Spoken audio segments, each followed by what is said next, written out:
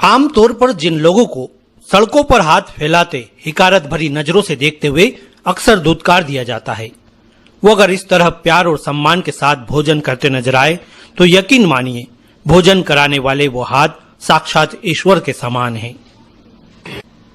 इंदौर में बीमा हॉस्पिटल मालवा मिल के समीप वर्षों पुराना साई मंदिर है, जहां बाबा की आराधना और भक्ति में तल्लीन नजर आने वालों में एक चेहरा जिस सेवक का है उसका नाम पप्पी शर्मा है।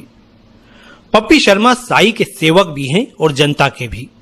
सामाजिक एवं धार्मिक रूप से जितने सक्रिय है उतने राजनीति में भी। वे भारतीय जनता पार्टी में भी वर्षों से निष्ठापूर्वक अपनी सेवाएं देते हुए आए हैं। वर्तमान में नगर कार्य समिति सदस्य का दायित्व निर्वहन कर रहे हैं।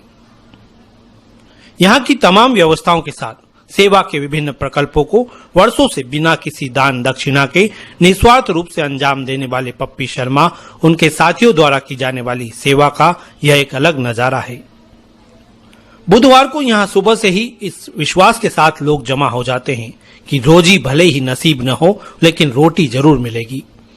इनमें अधिकतर फुटपाथ पर जिंदगी बसर करने वाले भिक्षुक हैं, कुछ उम्रज़दा लोग हैं तो कुछ असहाय। साथ ही वो दिहाड़ी मजदूर भी शामिल है जो रोजी की तलाश में घर से निकलते हैं और भरपेट रोटी व्यवस्थित भोजन यानी साई प्रसादी के रूप में इन्हें नसीब हो जाती है।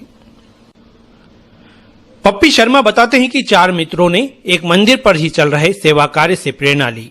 शुरुआती दौर में खिचड़ी बनाना शुरू किया, फिर लोगों की अतृप्त भूख को देख भोजन बनाना शुरू कर दिया। 2003 से सेवा का यह सिलसिला निरंतर जारी है। प्रत्येक गुरुवार की शाम यहाँ बाबा की महाआरती के बाद उनकी प्रिय खिचड़ी के प्रसाद का वितरण होता है। इस प्रसादी को एक तरह से यहाँ आने वाले तमाम श्रद्धालु भोजन के रूप में ही यानी भरपेट ग्रहण कर ही घर लौटते हैं और यह भी एक निरंतर चलने वाला सिलसिला है जिससे आम लोग भली भांति परिचित हैं। बात यहीं खत्म नहीं होती। भरपेट भोजन के बाद संपूर्ण तृप्ति के लिए स्वच्छ शीतल जल की व्यवस्था अपनी माताजी की स्मृति में मशीन लगाकर उन्होंने कर रखी है।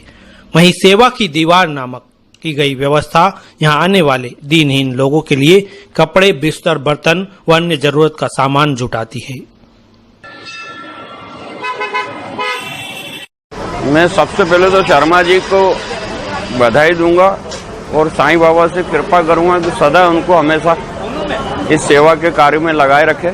साथ ही बहुत अच्छा लगा आज इस स्थिति में महामारी के टाइम में, दुनिया भर के टाइम में भैया ने लगातार 15-20 साल से ये सेवा का कार्य भोजन प्रसादी का चल रहा है और अच्छी बात है। कम से कम ये एथिक्स पे जीने वाला सेवा का काम है।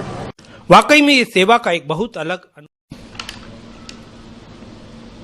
सेवा का यह पुनीत कार्य आम लोगों को स्वतः ही सहयोग के लिए प्रेरित भी करता है। किसी भी अवसर को सेवा के जरिए यादगार बनाने की खातिर लोग विभिन्न रूपों में अपना सहयोग इन प्रकल्पों को जारी रखने में करते नजर आते हैं। इसे भक्ति, आस्था, सेवा और संकल्प के साथ एक जुनून भी कह सकते हैं जो हमें भी सहयोग करने के लिए प्रेरित करता है।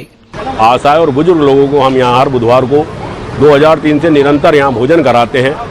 कोई भी भूखा ना रहे, सभी अपने उससे आते हैं कि भगवान यहाँ हमको भोजन मिलेगा। किस तरह से ये व्यवस्था है चालू? हम 4 मित्रों ने इसको शुरुआत करी थी। थोड़ा धीरे धीरे इसकी व्यवस्था जमाई थी। पहले हम इसमें खिचड़ी बनाते थे, खिचड़ी बना के बांटते थे। उस टाइम हमको ऐसा लगता था कि अपन ने यहाँ भोजन लिखा है, लोगों भोजन से आते हैं, तो हमने 10 किलो आटे से शुरुआत करी थी। आज 50 से 60 किलो आटा हर बुधवार को यहाँ बनाया जाता है और बुजुर्ग, भिक्षुक और असहाय लोग भोजन करते हैं। मतलब ये जो आप करते हैं तो ये सब बड़ी व्यवस्था है, तो सुचारू रूप से चलाना बड़ा मुश्किल होता है। मेरा बाबा साईं से एक विनती है, उसके नाम से कभी चंदा नहीं मांगूंगा। इस मंदिर पर किसी से भी किसी भी तरह का चंदा नहीं मांगते। होता जनता जनार्दन के सहयोग से जो भी वक्त कोई आता है कुछ दे जाता है तो ठीक, नहीं तो बाबा साईं करते हैं।